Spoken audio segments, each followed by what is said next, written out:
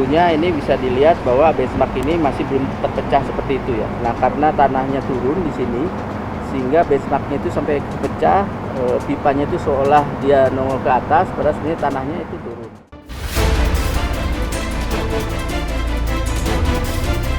Bukti-bukti penurunan tanah Jakarta juga nampak jelas di Kampung Luar Batang. Daratannya lebih rendah sekitar 1 meter dari permukaan air laut, dibatasi oleh tanggul pelindung. Satu rumah warga menarik perhatian saya, tingginya berbeda dengan yang lain. Ya, penurunan tanah kota Jakarta memang cukup terasa. Ini bisa dilihat sendiri. Atapnya sudah sangat turun sekali. Ini mungkin hanya sekitar 180 atau sekitar 185 cm saja atapnya. Dan permukaan tanahnya pun semakin lama semakin menurun. Ya, seharusnya jendela berada di atas tapi sangat menurun sekali. Pemilik rumah bernama Saidah. Wanita berumur 62 tahun ini sudah sejak tahun 81 menetap di Luar Batang. Awalnya, tinggi rumah Saidah tak berbeda dengan orang lain. Namun akibat permukaan tanah yang terus menurun, rumah Saidah menjadi semakin rendah. Sebenarnya Saidah sudah berkali-kali melakukan pengurukan tanah dengan biaya yang cukup besar. Namun apa daya, tanah di sekitar rumahnya terus saja turun. Sementara Saidah tak sanggup lagi untuk melakukan pengurukan untuk meninggikan rumahnya. Dulu rumah ini tinggi apa bagaimana, Tinggi. Bu? Paling tinggi rumah ini dulu. Sekarang paling rendah. Sekarang di antara semuanya paling rendah, Bu? Iya. Oh gitu, Bu. Dulu paling tinggi sekali. Dulu pernah sempat diuruk nggak ini, Bu? Sering. Sering, Bu? Udah berapa kali atau udah lama gitu. Oh gitu, Bu. Sampai akhirnya jadi Iya, nyundul. Nyundul gitu, Bu ya. Dari pernikahannya, Saidah dikaruniai 2 orang anak. Kedua anaknya sudah berkeluarga. Maulana, anak pertamanya, bekerja di gudang. Sedangkan anaknya yang kedua, Murniasih, bekerja di pabrik sepeda. Saidah tinggal berdua saja dengan suaminya, Saripudin. Saripudin bekerja sebagai buruh. Namun seringkali ia menganggur karena tak ada pekerjaan. Untuk bertahan hidup, Saidah berjualan nasi uduk dan gorengan. Meski hasilnya tak seberapa, Saidah tak pernah merepotkan anak-anaknya. Uang yang didapat, meski sedikit, digunakan sehemat mungkin, asal bisa untuk makan. Penghasilan Saidah dari berjualan nasi uduk tak menentu. Rata-rata sekitar 250.000 per hari. Itu pun belum dipotong belanja kebutuhan untuk berdagang esok hari. Paling-paling keuntungan bersih Saidah dari berdagang nasi uduk hanya Rp50.000 saja per harinya.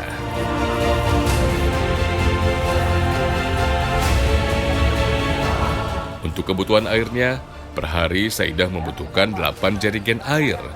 Untungnya, harga air tidak terlalu mahal. Saidah sebenarnya ingin memasang ledeng, hanya saja ia tak punya uang yang cukup.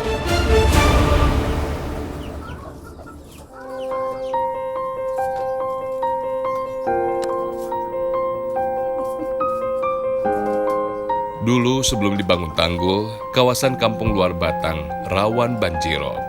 Air laut bahkan pernah mencapai setinggi dada orang dewasa. Warga Kampung Luar Batang tak bisa hidup tenang. Air laut sewaktu-waktu bisa saja datang dan merendam kawasan permukiman mereka.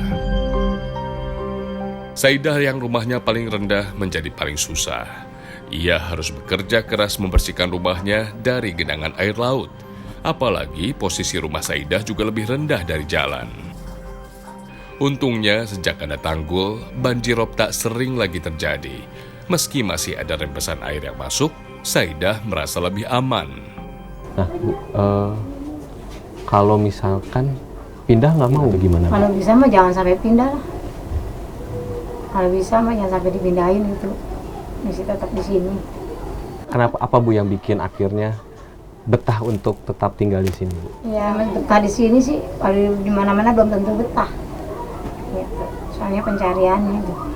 Dari seperak dua perak kan alhamdulillah berkah.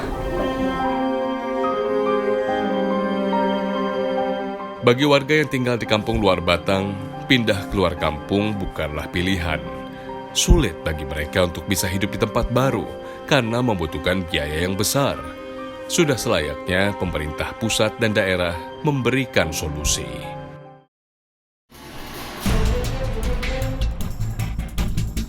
GNSS atau Global Navigation Satellite System adalah sistem navigasi yang terhubung dengan satelit, mendukung sistem navigasi darat, laut, dan udara. Pemanfaatannya dapat memetakan perubahan yang terjadi akibat penurunan tanah hingga 1 tahun ke depan.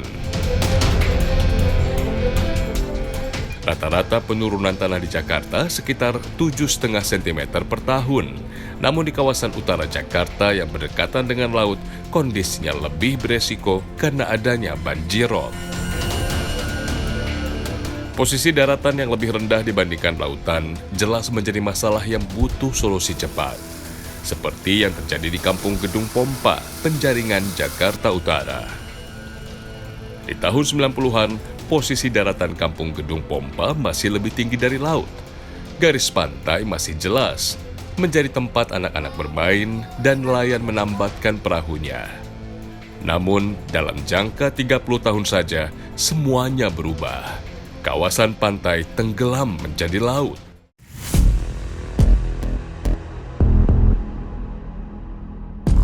Dampak penurunan tanah Jakarta juga bisa dilihat pada gedung yang terbengkalai, tergenang air cukup tinggi. Sementara di bekas pasar ikan Muara Baru, kondisinya sungguh memprihatinkan. Rusak, tak mungkin lagi dimanfaatkan karena berbahaya. Ya, kalau ini berarti salah satu buktinya Pak ya? Ya, ini bisa kelihatan bahwa ini turunnya lebih sedikit dibandingkan yang sana, sehingga dulunya ini kan datar sebenarnya. Ini jadinya miring seperti ini ya. Kemudian juga pondasinya ini ada crack ya. Kalau orang tidak percaya penurunan tanah terjadi ya tinggal bisa diperlihatkan hal ini. Dulunya di level. Ini Pak ya? bukti nyata ya, bukti yang real bisa kita lihat. Bersama Heri Andreas, seorang ahli geodesi dari Institut Teknologi Bandung, saya diajak menuju kawasan pelabuhan perikanan Samudra Nizam Zahman, pelabuhan perikanan terbesar di Jakarta. Heri sudah sejak tahun 90-an melakukan penelitian tentang penurunan tanah kota Jakarta. Kawasan pelabuhan ini sudah beberapa kali Heri kunjungi. Menurut Heri, meski tak langsung, pelabuhan perikanan Samudra Nizam Zaman terdampak penurunan tanah Jakarta. Apalagi posisinya berbatasan langsung dengan laut.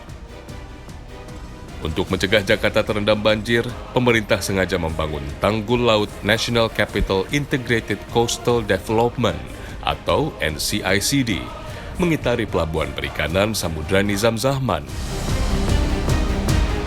Pembangunan tanggul raksasa di bagian utara Teluk Jakarta ini termasuk mega proyek. Rencananya akan dibangun tanggul sepanjang 120 km untuk menghalau air laut.